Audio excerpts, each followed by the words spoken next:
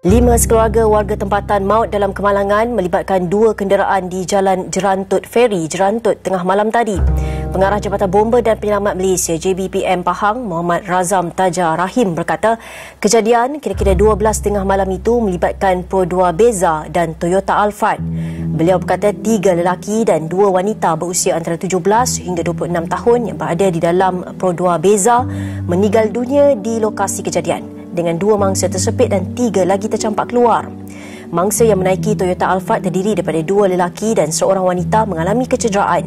Beliau berkata siasatan awal mendapati Toyota Alphard dalam perjalanan dari Pulau Tawar menuju ke Jerantut, manakala Pro 2 Beza dalam perjalanan dari Bota Perak menghala ke Jerantut.